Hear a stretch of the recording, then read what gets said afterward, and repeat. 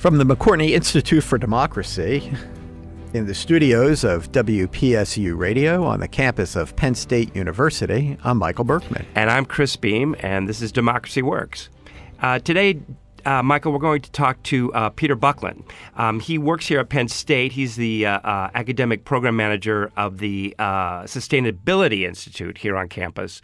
But that's not really why we want to talk to him. Because we brought him in because he's also chair of the Board of Supervisors of the Township of Ferguson, which is one of the local government bodies here in Happy Valley. It's a lovely township. I used to live there. There you go. And so we talked to him. Jenna and I talked to him over coffee, and he has a very compelling and interesting take on local government.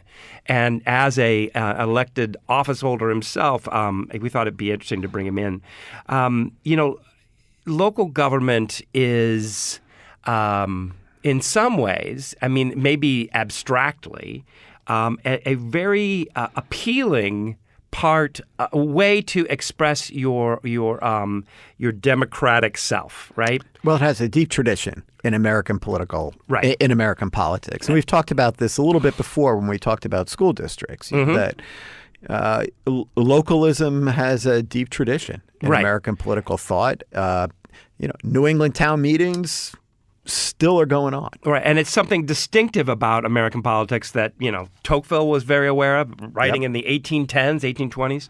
So, no, it is. Yet, interestingly, they were not written into the Constitution in any way. That's true. And local governments are also certain kinds of economic arguments that lead conservatives to prioritize local governments. But, I also remember that when David Frum was here, he talked a lot about how people just need to get involved in anything, and that there's something very democratic about that, and there's something important to one's development as a democratic citizen. And local governments do offer people the opportunity to get involved in a way that other governments really do not. Involved and also engaged at a more face-to-face level, right? You can meet your supervisor for a cup of coffee, and that's not unusual or out of bounds, right? I mean, meeting your congressman, well, maybe your representative, that can happen, but it's not the same kind of thing. The other thing that distinguishes local government is that the issues that are at play, that are being decided, have a direct and significant impact on your life, right? Right, and many of them are very nonpartisan. There's not really a Democratic or Republican way to pick up the garbage. Right. When local politics are often, dominated by people that are activated by certain kinds of issue. You may not care that much about a lot of what's going on, or you just be content with what's going on. But when a particular kind of issue comes up that is going to affect you, is going to affect your property, then people have a place to go and to be heard. So that's all the positive. Yeah. That's not the whole story, however, right? Local elections are notorious for low turnout, right? And often uncontested. Right. It's also this just replete with arcane and complicated language, right? So you go into one of these meetings and you hear people just throwing around acronyms like TIFs and CDBG and things like that, and it's extremely complicated. And unless you have some kind of, understanding of what's being talked about, it's just impossible to follow. Right. And so you want to know what's going on, but you still just can't figure out what's going on. So anyway, I think we've kind of laid out the pros and cons here, that we have this opportunity, and yet it's very difficult to take advantage of it. Peter's a nice example of somebody actually who got into local government because of his activist involvement in a particular issue that was affecting the local government, and that led him to run for office. Right. So let's bring in Peter and Jenna and hear what they have to say. All right. This is Jenna Spinelli here today with Peter Buckland. Peter, thanks for joining us. Oh, thanks for having me. So we are talking today about local government, mostly I think at the macro level. But I thought it would be helpful to start if you could give some context to the area that you represent. One of the, I don't know if it's a feature or a bug, maybe we'll get to this, but one facet of local government is that different states organize their governments in different ways. So for folks not familiar with how things are set up in Pennsylvania, can you tell us who you represent and how that structure kind of relates to the larger government, countywide, statewide, et cetera? Sure. So I serve as the chair of the Ferguson Township Board of Supervisors. We have 5 supervisors, and we represent the roughly 19 to 20,000 people who live in about 50 square miles west of State College Borough. We are sort of semi-urban, suburban, and then we have a lot of agriculture and forests. Now, we are a township, and we are a home rule township. And so this is already getting really complicated. And we are a municipal government and one of 2,560 municipal governments in Pennsylvania of all different sizes. So you have really big city like Philadelphia, and then you can have a little tiny second-class township, maybe something like Loyal-Hanna Township in Westmoreland County. Then there are all those county governments that we relate to in some ways, but they control, say, social services, and we do things like police, parks, transportation, so your roads, land development, things like that. So the context of your immediate life in Pennsylvania is through a local municipal government. The county does social services. Whatever we do, it cannot supersede the Constitution, obviously, nor the state constitution, nor statutory laws of the state or federal government. But there are things that we can do so that we can be liberated slightly from some state requirements, and that's by creating a home rule charter. And we have one of those in Ferguson Township. So a supervisor is an elected position, is that right? Yeah, we're sort of like the mini Congress for Ferguson. What drew you to get involved in local government? I've been an activist for a long time, and primarily on issues of sort of community and environment. And so an issue came up in the township around a land development plan that a lot of people were really upset about. And I was pretty upset about it. And if you want to get into the details about it, we can. But I thought, this is really a shame. The people who have been there before have really kind of made a mistake. And I went before that board and I said, this project is a failure. It's already a failure, and we need to learn from it. And I just thought, after the prompting of a couple of people, I should run. So I did. I was unopposed, so I didn't really have to do very much, which is kind of too bad. I mean, if you think about it, there should be the competition of ideas, and people don't pay attention. And so that, and not enough people pay attention, I should say. But I was, and I decided to run. I got in, and I ran very much with an agenda. I'm a totally agenda-driven person, and I've been working on it ever since. Once you actually got into the position, how did it differ from what you thought it would be as an outsider, as someone going before the board? I think before I ran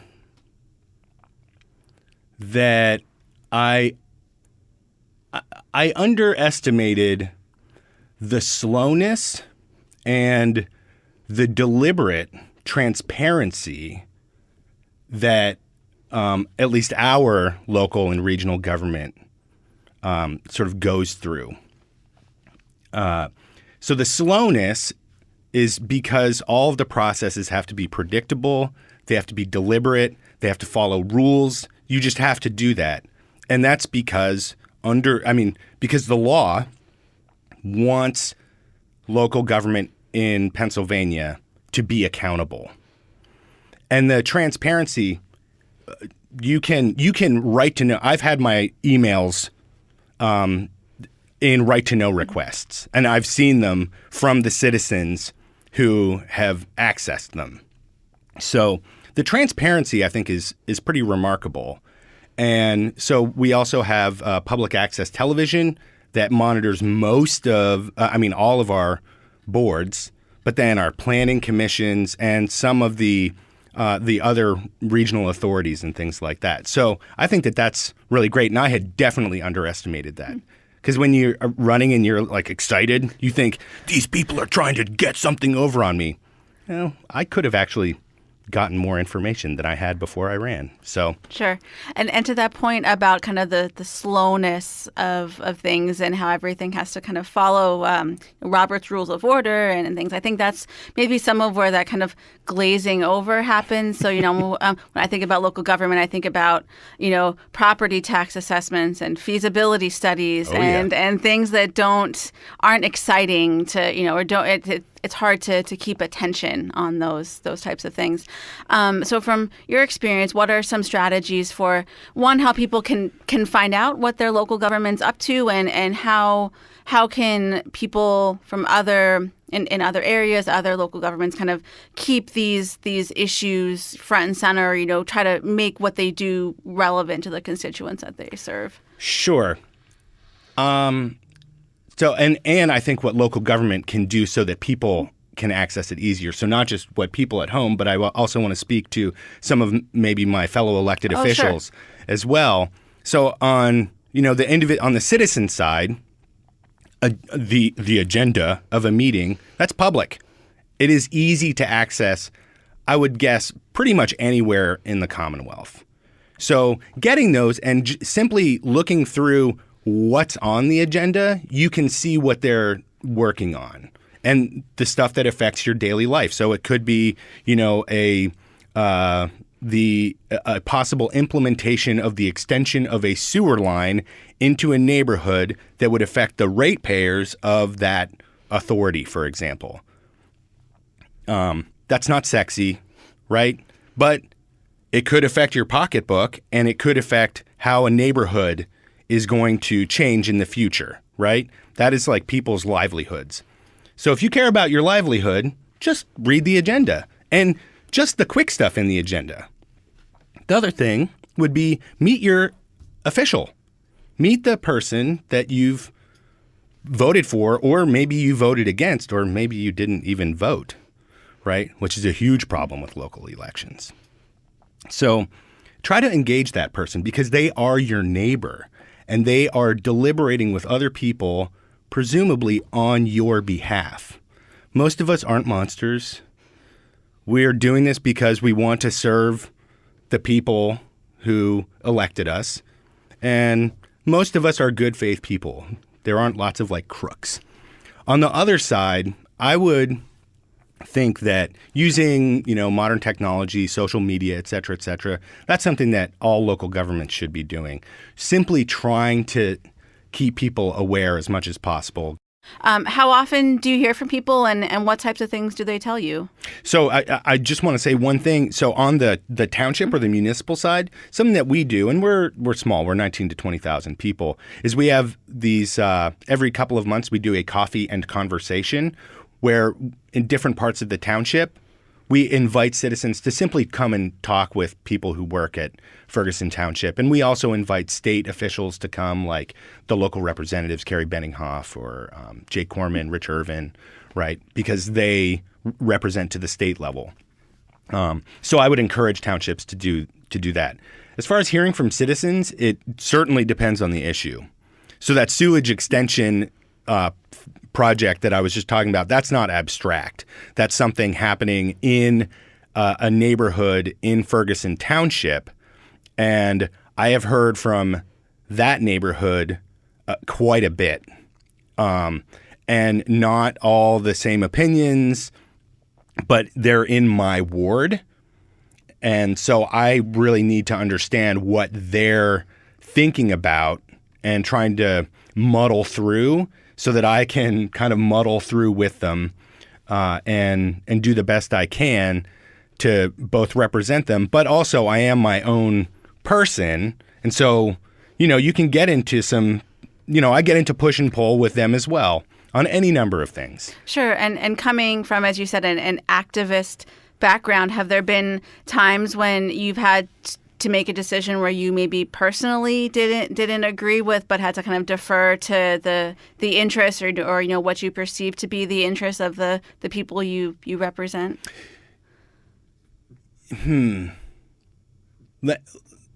Okay, so on this land development issue that I was talking about earlier, which has gotten a lot of local press, and so people call it the Toll Brothers issue, there were a whole suite of decisions that had already been made by the time I was elected that really limited my authority and power to do what I would have really liked to have done, which was to say, go away, you can't build that.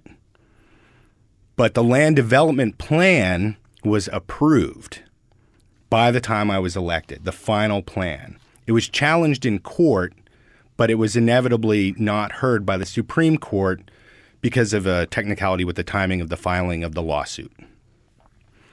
At that point, my ability to do very much was incredibly limited, including like the finalization of a sewage pump station that I would have loved to have been able to say, no, you can't do that. And that I didn't say no on principle because we would have lost in court was very disappointing to people who are my regular political allies, who it probably would have been really cathartic if I would have just been like, you know what? No. But then we could have ended up in court and, Yeah, and this land development issue, I think, speaks to maybe some of the pressures that local governments face. I know I've been reading a lot about the Foxconn developments in Wisconsin, and these companies. In your case, a land developer. In Wisconsin's case, a big technology conglomerate coming to these local governments and with their bags of money outstretched to say, hey, we want to give you, we want to bring all this, what they describe as economic development to the region, to their municipality, but trying to, balance that against how residents feel, quality of life. And those are some tough decisions. So what do those types of pressures look like? Well, I think one of the things that happens at all levels of government is that, people who are trying to make money, no matter what they're doing, they have to engage the government. They're paid. And so they're paid, in essence, to engage the government. And that face time, that just repeated time in front of you from a land developer or, representatives of a Foxconn or whoever, that continued recency effect, you just get acclimated to working with these people. Whereas most citizens are not as engaged that often. So if you think about what a developer of a Toll Brothers project or, any of these large land developments, they regularly engage the planning and zoning office. They're there a fair amount. A regular citizen is not. And so I don't want to say it's as pernicious as like regulatory capture, but in a way, developers, simply by their presence, can sort of practically capture a department. And they have, like you said, bags of money. Not all of them have bags of money, but the Toll Brothers are they're a Fortune 500 company. They're huge, right? They have armies of lawyers, they have a lot that they can do, and that can overwhelm a local government like that. You think about what almost happened with Nestle here last year. There were a lot of people who, me included, who were really worried about their ability to simply overwhelm a township and its water authority. A lot of times issues, people might not find out about them until there's a reporter from the local press out covering a meeting, which you guys might be taking an action to make a final vote or a final decision on something. What can local governments do to try to get these issues out in front of people earlier so they can be more informed and maybe communicate if they have feelings about what's going on? I think that there are three possible, I don't know if they're strategies. Yeah, there are three things that folks could do. Individuals, like I said earlier, should pay attention to agendas. Because if you care about where you live, the governing body of where you live, you should be paying attention to it because it can very quickly change something about your life. Okay, so that's one. So being ahead of the game can save you a lot of headache later. It is not all on an individual. It's not all on citizens' backs, though. Second thing is that, like I said earlier, the township or city or whoever should very, very deliberately let people know what's coming, do as much as they can to publicize and be transparent about pending decisions. And the third thing is that local media in this country is not doing what it needs to do. It is often the mole activist who sort of makes a giant scene when it shouldn't have to be that way. It should be that media is doing what it ought to do and letting people know. That would then also require citizens to be paying attention to local media, which they are often not because they're screaming at each other about a federal government shutdown or, Clemson versus Alabama or something like that. So that it's a really interconnected problem. And it's all about paying attention and being clear. Yeah, there is definitely this kind of spiral between just as you suggested, people don't pay attention to local media, so the media doesn't have as many, reporters and things to go out and cover things like, what you do. We've talked about it on this show before. I don't think anybody's really figured out how to solve that one just yet, but this is definitely another angle of that problem. Well, and I don't I sort of really don't like the word solution. It's not a math problem. Human beings are not numbers that you plug into arithmetic or, a calculus equation or something like that. It just doesn't work that way. We're messy and so it's about diligence and persistence and trying to use good judgment. Mm-hmm. I know there's also ways that local governments can have influence over national or larger international type of issues. Can you talk about what Ferguson Township has done regarding climate change? Yeah, I would love to. This is like my favorite thing to talk about. When I was elected, I resolved to myself that I was going to get my board to do something about climate change, preferably something very ambitious. When it became clear that Donald Trump was going to withdraw the United States from the Paris Agreement that 190 countries had agreed to, I was actually immediately contacted by a bunch of citizens of Ferguson Township saying, "What are we going to do?" And I was like, "I know what we're going to do." And I had worked with a man named Don Brown, who's on the faculty at Widener University, and he had been a mentor of mine. Worked for the Clinton administration, was at DEP. He had authored, and I had quasi co-authored a resolution for him, with him, not for him, with him, on climate change that would affect a sort of state level group. I took that and I adapted it for our township, couching it in terms of Article 1, Section 27 of the Pennsylvania Constitution, which is the Green Amendment. It's wonderful. And our Home Rule Charter, which has in it a community and environmental bill of rights that guarantees a sustainable energy future. And I said we need to have a net zero greenhouse gas emissions goal by 2050. It is our responsibility to do that. It is also our responsibility to do it in a fair, economically feasible, transparent way. We need to cooperate, and we need to get a process going that gets us to that goal. So we formed a committee because that's what governments do, right? And the first thing that happens from that is a greenhouse gas inventory. What's being emitted within Ferguson Township?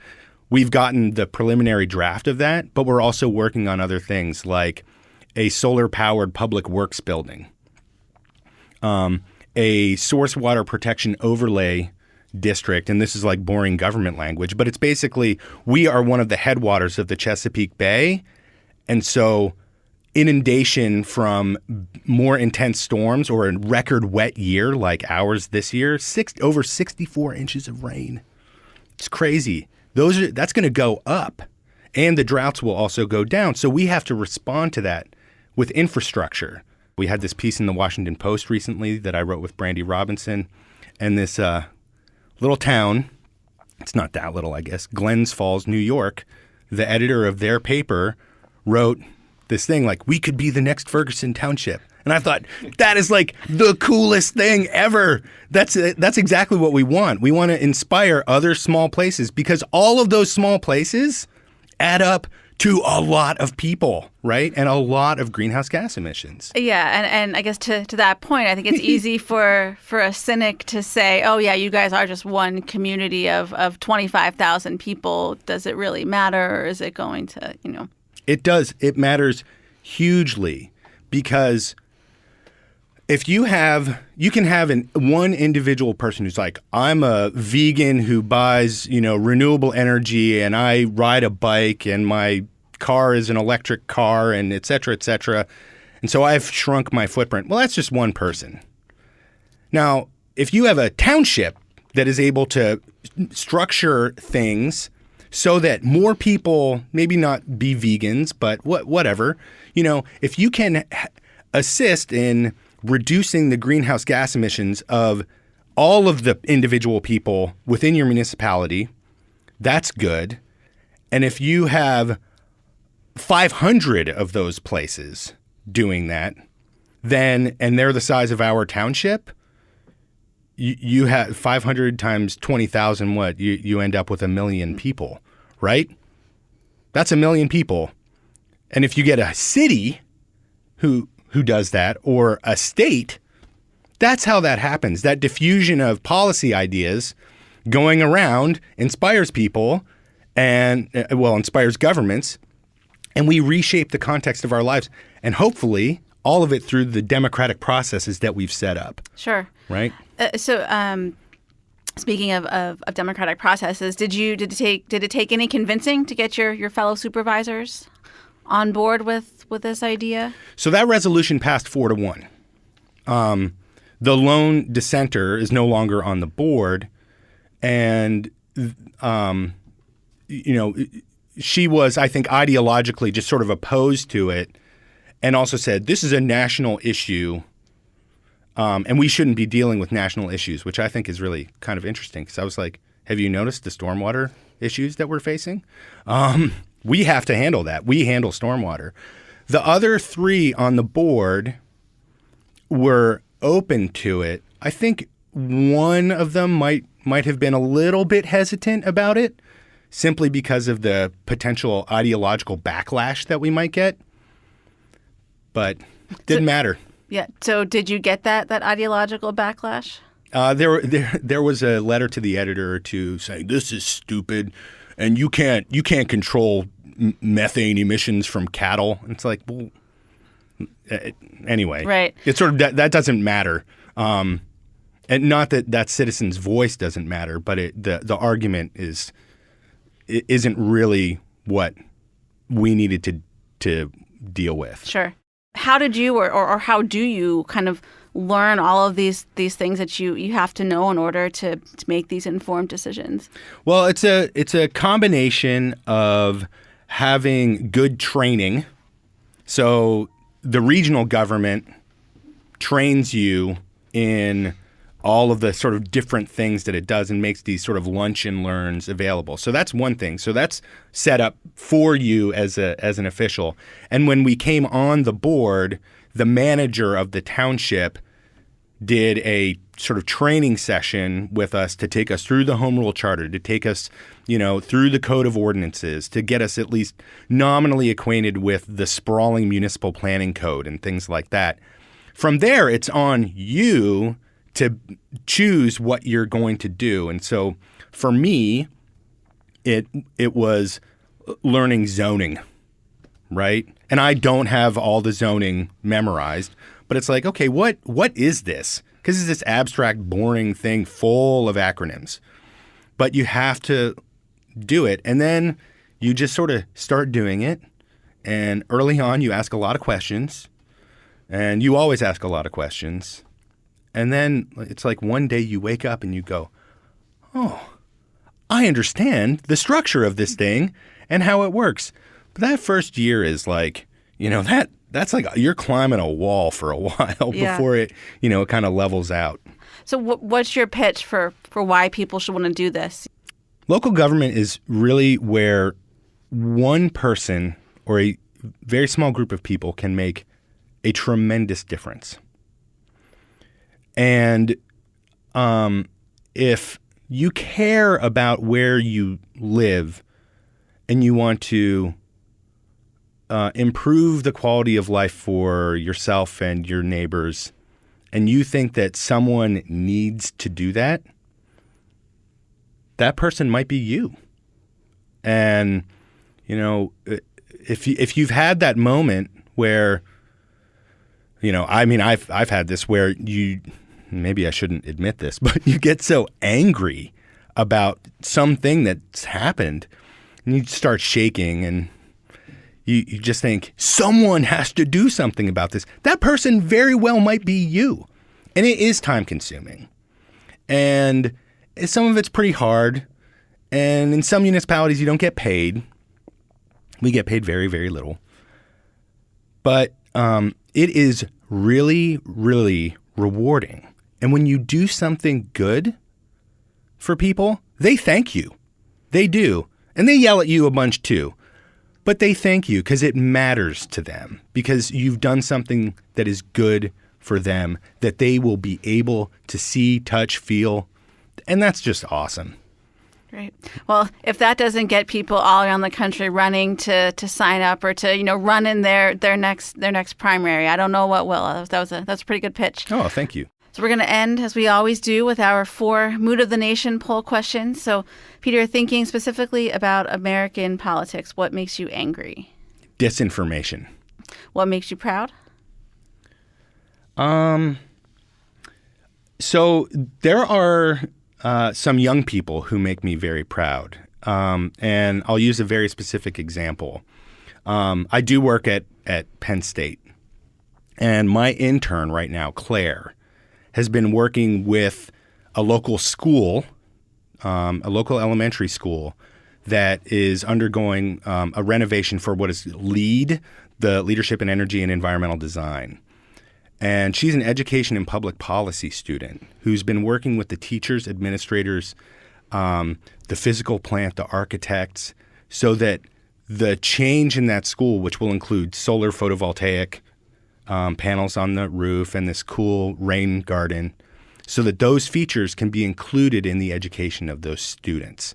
And Claire is engaged both in something that she wants to do professionally, but then she's also it is citizen action, and she's engaged in the processes of a public institution and its democratic input processes. And that's great. Yeah, and maybe in a few years we'll have Claire on the show to talk about all the great things she'll go on to do and all. She will do awesome things. What makes you worry? I think that the really distrustful, heated rhetoric in the U.S. right now really makes me worry a lot. The way that people won't listen to each other, and frankly, just this sort of by some people, and I'll say especially on the right, is so conspiratorial and crazy and loaded with, addicted to disinformation. It's awful. It's corrosive. And then finally, what gives you hope? Small groups of compassionate, passionate, well-informed people. Peter, thank you so much for joining us today and sharing your perspective on local government. Thank you very much for having me.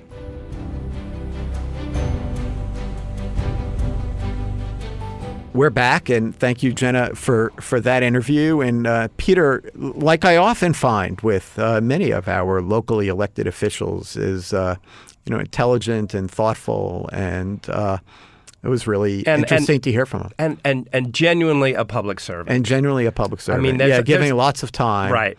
On a range of issues, mundane and not so mundane.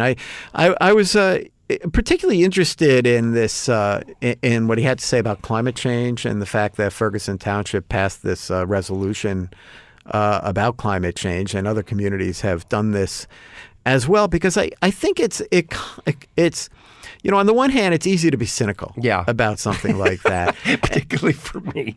Especially for Chris, yeah. And, for me too. And I mean, and also because, you often don't think of local governments or even state governments as being very effective venues for dealing with environmental issues, because environmental issues have all kinds of externalities. Right. And, Ferguson Township can regulate emissions as much as it wants, and they're still going to transfer over to State College or neighboring townships, and that's often the argument that's made for why environmental protection made it at the national issue. Needs to be why made does at the the United national States level. do anything when China's doing what it's doing, right? Right. It made it at the national level too. On the other hand, I think that the climate change, what went on with climate change in Ferguson Township, offers people a way of becoming involved and staying attached and staying committed to an issue that's important to them. And that actually, the fact that Ferguson Township does something like that may have feedback effects on people within the community too, that lead them to become maybe either more opposed or more in favor of the issue. Forces them to think about it, forces them to confront it. No, I thought he made a really good case. I actually did, have this notion that this is like, nuclear-free zones, sanctuary cities, that it was more... Well, sanctuary cities can have actual real... Yeah, it has, especially lately. Effects for people. Both, conservatives have some legitimate arguments against them, that they're protecting people that federal authorities are going after, and others can argue they're offering true sanctuaries. Right. Granted. However, there's also communities where it is merely something to say and doesn't have any impact, policy-wise whatsoever. But and I remember State College years ago where it was performing symbolic gay marriages. Yeah. That had no actual standing in court, but. But I think it changes. I think it has an effect on public opinion. Right. Over time, little by little, it does, as you say, create and it insists on the citizens to reflect on this and to think about it and say, is this what I want my tax money spent for? Why do I do that? Why should we do this? Oh, I see. So maybe we can have an impact, and it constrains policymakers to continue the conversation. And also remember that local governments are the area that are most affected by the idea that people can vote with their feet. And so people can say, oh, this is the kind of community I want to live in. They're expressing these values, or this is the kind of community I really don't want to live in because they're expressing these sorts of values. Well, you see that this kind of the great sort, the big sort, I should say, where, even within, large metropolitan areas, they're sorting by partisan identity or what have you. Right. Well, even before we were thinking of the big sort, we did think in terms of people moving to areas that had, say, a package of taxes and services that suited what they were interested in. Right. Well, in any case, I think it is a legitimate engagement of policy at the local level to at least, to raise the profile of this issue and to offer a model of what policy can, what a local elected official can do to make an impact. And for people to get involved and to cut their teeth on getting involved, and where that might go, you don't know. But it's increasingly difficult, it seems to me, to be involved at the federal level other than an election. Mm-hmm. What's a town hall? Right. They don't even do town halls anymore, most members of Congress. And so they're increasingly out of touch of people, for people. And this does offer a way for people to get involved. And, it's hard to get involved, and it can be scary to get involved. And there is something to be said for local government as a place to get started. And to learn, hey, I have a voice, and right. I can practice my voice. And again, I think the point you made at the beginning is, these people are not in it for the money. These people see this as a way of contributing mm-hmm. to the well-being and the commonweal of their community, and that really is an admirable thing that we don't.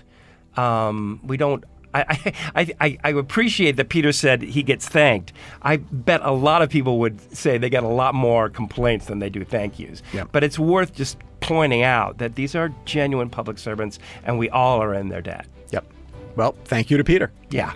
And to all our local officials. Absolutely. All our local elected officials. We're ending on a positive note. Who are doing the hard work of democracy. Hard work of democracy. Amen. From Democracy Works, I'm Michael Berkman. I'm Chris Beam. Thank you very much for listening.